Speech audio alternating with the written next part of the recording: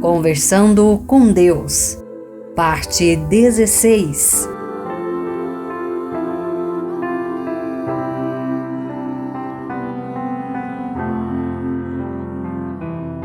Eu sei, mas isso de algum modo nos deixa a impressão de que não deveríamos nos preocupar com o que as outras pessoas nos fazem nos relacionamentos. Elas podem ter qualquer atitude desde que mantenhamos o nosso equilíbrio, nos centremos em nós mesmos e consideremos o que é importante, nada poderá nos afetar. Mas as outras pessoas realmente nos afetam. Às vezes, os seus atos realmente nos magoam. É quando surge a mágoa nos relacionamentos que eu não sei o que fazer. É muito fácil dizer, deixe isso pra lá, faça com que este fato não signifique coisa alguma para você. Mas eu realmente fico magoado com as palavras e os atos das outras pessoas nos relacionamentos. Chegará o dia em que não ficará. Esse será o dia em que compreenderá e se tornará real o verdadeiro significado dos relacionamentos, a verdadeira razão de sua existência. É porque você se esqueceu do que os relacionamentos significam que reage assim, mas não faz mal. Isso é parte do processo de crescimento, da evolução. É o trabalho da alma que você é capaz de fazer em um relacionamento. Contudo, isso envolve uma profunda compreensão, uma grande lembrança. Até você se lembrar disso e então lembre-se também de como usar o relacionamento como um meio de criação do eu, deve trabalhar no nível em que se encontra, o nível da compreensão, boa vontade e lembrança. E, portanto, há iniciativas que você pode ter quando reage com sofrimento e mágoa ao que a outra pessoa está sendo, dizendo ou fazendo. A primeira é admitir honestamente para si mesmo e para ela como está se sentindo. Muitos de vocês têm medo de fazer isso porque acham que os fará parecer ruins. Em algum lugar em seu íntimo você percebe que provavelmente é ridículo sentir-se assim. Provavelmente é uma fraqueza sua. Você está acima dessas coisas, mas não pode evitar. Ainda se sente assim.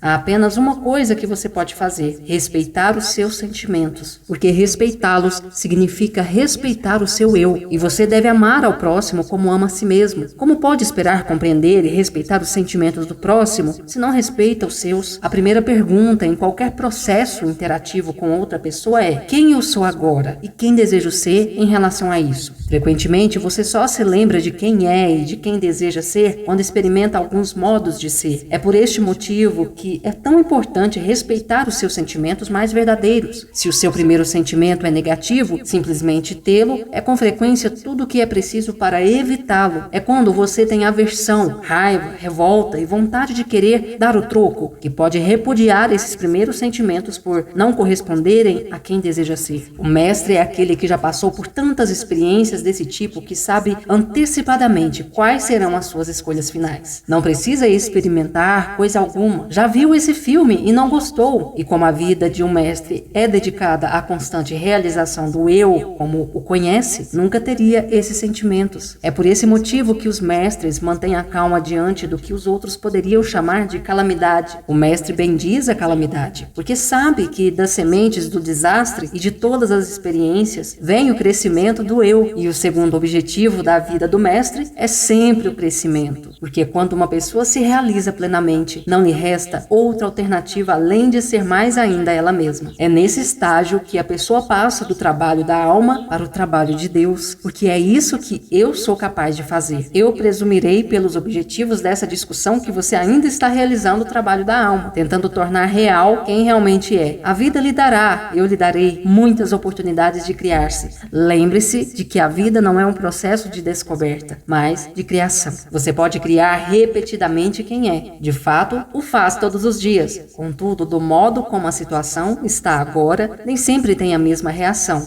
Se passar pela mesma experiência externa, um dia você pode escolher ser paciente, amoroso e gentil, e no outro ficar mal-humorado e triste. O mestre é aquele que sempre tem a mesma reação, e essa reação é sempre a melhor escolha. Nisso, o mestre é totalmente previsível. O discípulo, ao contrário, é totalmente imprevisível. Pode-se dizer como alguém está se saindo no caminho para a maestria, observando o quão previsivelmente faz a melhor escolha, reagindo a qualquer situação. É claro que isso leva à pergunta: qual é a melhor escolha? Eis uma pergunta que foi feita por filósofos e teólogos desde o início dos tempos. Se você deseja realmente saber a resposta, está a caminho da maestria, porque ainda é verdade que a maioria das pessoas continua a se fazer outra pergunta. Não qual é a melhor escolha, mas qual é a mais vantajosa? Ou como posso perder menos? Quando se vive tendo um ponto de vista de controle de dano ou vantagem máxima, o verdadeiro benefício da vida é perdido. A oportunidade e a chance são perdidas, porque uma vida sim é uma vida com medo. E essa vida conta uma mentira a respeito, porque você não é medo, é amor. Amor que não precisa de proteção, que não pode ser perdido. Contudo, nunca saberá disso experimentalmente se responder sempre a segunda pergunta e não a primeira, porque somente uma pessoa que pensa que há algo a ganhar ou perder faz a segunda pergunta. E somente uma pessoa que vê a vida de um modo diferente, o eu como um ser mais elevado, que entende que o teste não é ganhar ou perder, mas apenas amar ou apaixonar-se, faz a primeira. Quem faz a segunda pergunta diz: eu sou o meu corpo. Quem faz a primeira diz: eu sou a minha alma. Sim, deixe que todos que têm ouvido ouçam, porque eu lhe digo que em todos os relacionamentos humanos, no momento crítico, há apenas uma pergunta: o que o amor faria agora? Nenhuma outra pergunta é significativa ou tem importância para a sua alma. Agora chegamos a um ponto bastante delicado de interpretação, porque esse princípio de ação patrocinada pelo amor tem sido muito mal compreendido, e é isso que tem levado aos ressentimentos e rancores da vida, que, por sua vez, fizeram tantos se desviarem do caminho. Durante séculos, vocês aprenderam que a ação patrocinada pelo amor surge da escolha de ser, fazer e ter o que é melhor para outra pessoa. Contudo, eu lhe digo que a melhor escolha é aquela que é melhor para você. Como ocorre com todas as verdades espirituais profundas, essa afirmação está sujeita a ser mal interpretada. O mistério é em parte esclarecido no momento em que você decide qual é o maior bem que pode fazer a si mesmo. E quando a melhor escolha é feita, o mistério desaparece, o círculo se completa e o maior bem para si mesmo torna-se o maior bem para outra pessoa. Pode ser preciso muito tempo para entender essa verdade e ainda mais para colocá-la em prática, porque ela está ligada a outra ainda maior. O que você faz por si mesmo, faz pela outra pessoa. O que faz por ela, faz por si mesmo. Isso ocorre porque vocês são um só e porque não há nada além de você. Todos os mestres que pisaram em seu planeta ensinaram isso. Em verdade, eu vos declaro, todas as vezes que fizestes isto a um destes meus irmãos mais pequeninos, foi a mim mesmo que o fizestes. Contudo, para a maioria das pessoas, isto continuou a ser apenas uma grande verdade esotérica, com pouca aplicação na prática. De fato, é a verdade esotérica mais aplicável na prática de todos os tempos. Nos relacionamentos, é importante lembrar dessa verdade, porque sem ela, os relacionamentos serão muito difíceis. Vamos voltar às aplicações práticas desse conhecimento e nos afastar por enquanto desse seu aspecto puramente espiritual e esotérico. Então, frequentemente, de acordo com as antigas interpretações, as pessoas bem intencionadas, muitas das quais bastante religiosas, fizeram o que pensaram que seria melhor para as outras pessoas em seus relacionamentos. E, infelizmente, tudo que isso produziu, em muitos casos, na maioria deles, foram abusos e problemas constantes no relacionamento. Em última análise, a pessoa que tenta fazer o que é certo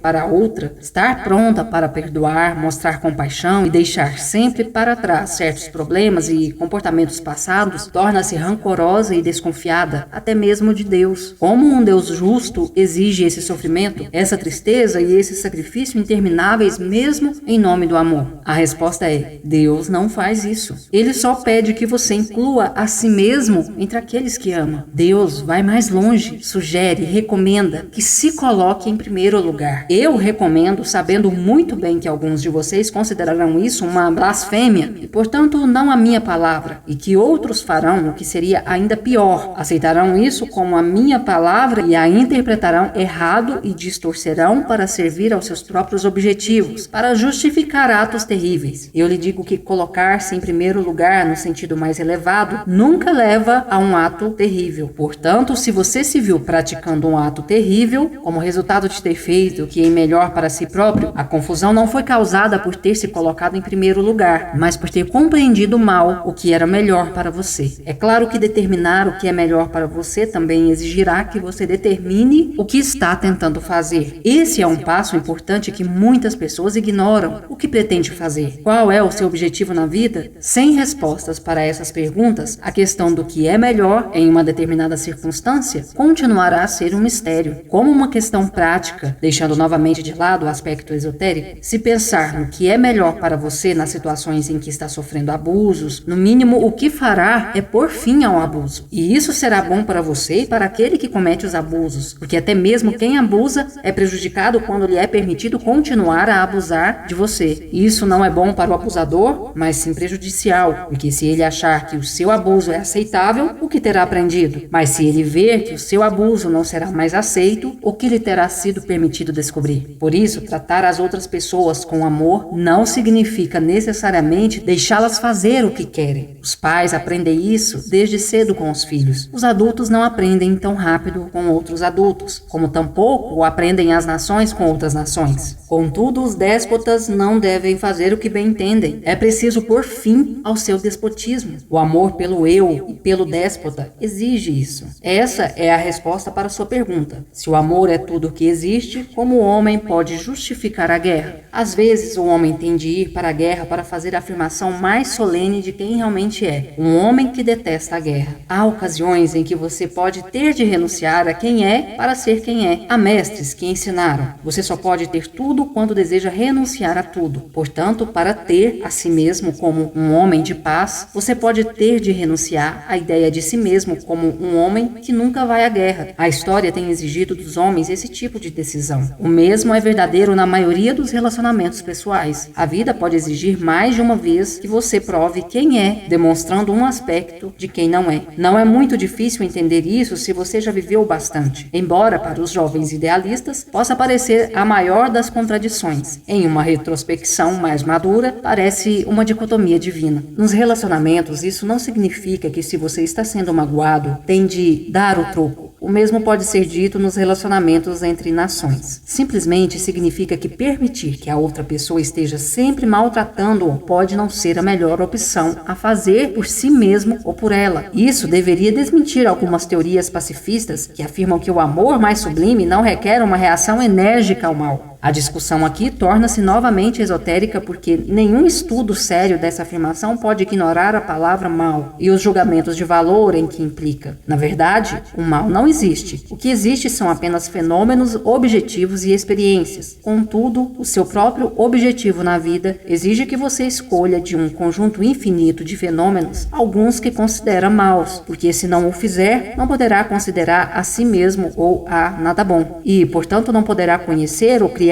o seu eu. Você se define através do que considera mal e bom. Portanto, o maior mal seria não considerar nada mal. Nessa vida, você existe no mundo relativo, onde uma coisa só pode existir na medida em que se relaciona com outra. É, ao mesmo tempo, a função e o objetivo do relacionamento fornecer um campo de experiência dentro do qual você se encontra, se define e, se escolher constantemente, recria quem é. Escolher ser como Deus não significa escolher ser um Marte. E certamente não significa escolher ser uma vítima. Em seu caminho para a mestria, quando todas as possibilidades de ofensas, danos e perdas são eliminadas, seria bom reconhecer as ofensas, os danos e as perdas como parte da sua experiência e decidir quem você é em relação a tudo isso. Contudo, em algumas ocasiões, as coisas que as pessoas pensam, dizem ou fazem irão magoá-lo, até não o magoarem mais. O que o levará mais rapidamente de um ponto ao outro é a total sinceridade, o desejo de reconhecer e afirmar exatamente como se sente em relação a algo. Diga a sua verdade, gentil, mas totalmente. Viva gentil, mas totalmente. Mude a sua verdade de maneira fácil e rápida quando a sua experiência lhe proporcionar uma nova lucidez. Ninguém em seu juízo perfeito, muito menos Deus, lhe diria quando você está magoado em um relacionamento. Deixe isso para lá, faça com que não tenha significado algum para você. Se está magoado, é muito tarde para fazer com que não signifique coisa alguma. Sua tarefa agora é decidir o que realmente significa e demonstrá-lo, porque fazendo isso, você escolhe e se torna quem tenta ser.